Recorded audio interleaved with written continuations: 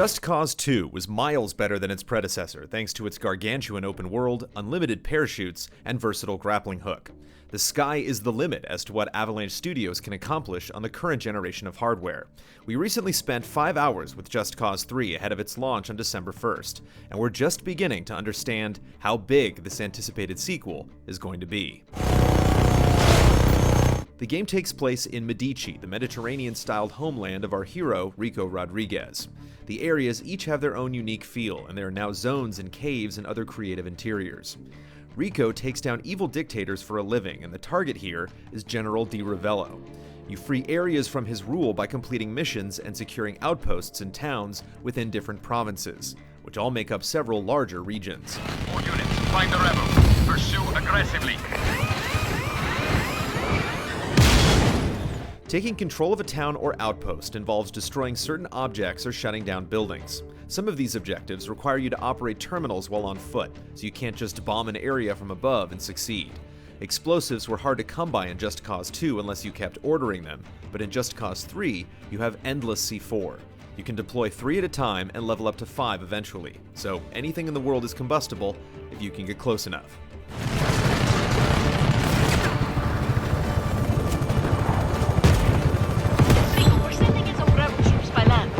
Make sure there's a clear path.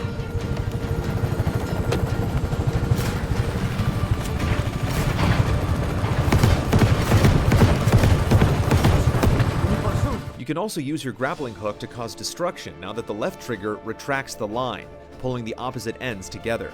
This pulls helicopters to the ground, vehicles into other vehicles, and topples area objectives like billboards and statues. The grapple itself is largely unchanged from Just Cause 2, which is a good thing.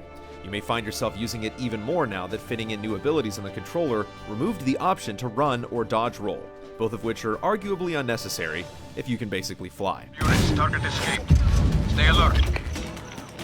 The toy that causes the most joy in Just Cause 3 is the new wingsuit, which works in tandem with your infinite parachutes wonderfully. Parachutes are good for gaining altitude by using the grappling hook or surveying bases from above while dropping rockets or explosives. The wingsuit is for getting from point A to point B, and while the controls are really sensitive, you can still travel great distances with only your hook and the wind.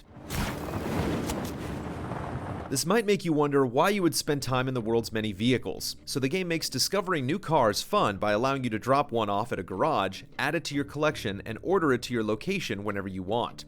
You later unlock vehicle upgrades like nitrous that will be automatically applied to whatever you call in. Supply drops now let you order multiple pieces of equipment to save time, a two-handed, dual-wheeled, special, and vehicle item. You need a beacon to call in a rebel drop, but they can be easily collected at bases around the map.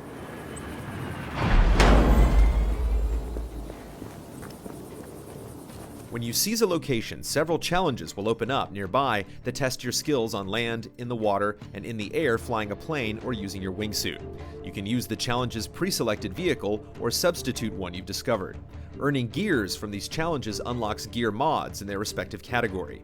Mods add specific effects to your abilities or just increase the number of times you can use them. And you may not want to have all of them turned on all the time, but if you want to focus on unlocking all of the wingsuit mods, for example, you can complete those challenges when they pop up.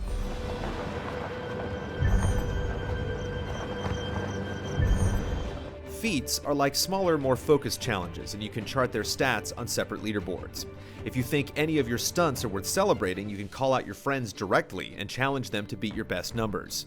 Just Cause 3 tracks a lot of these mini achievements in an attempt to provoke the player into spending hours searching for the craziest way to complete a stunt.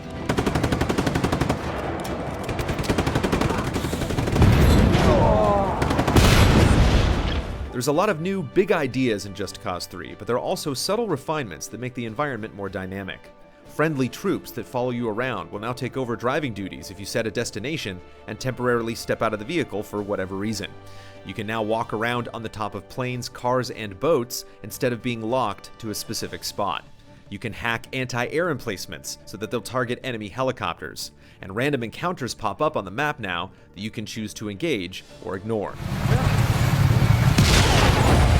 The map is roughly the same size, but the world is much richer.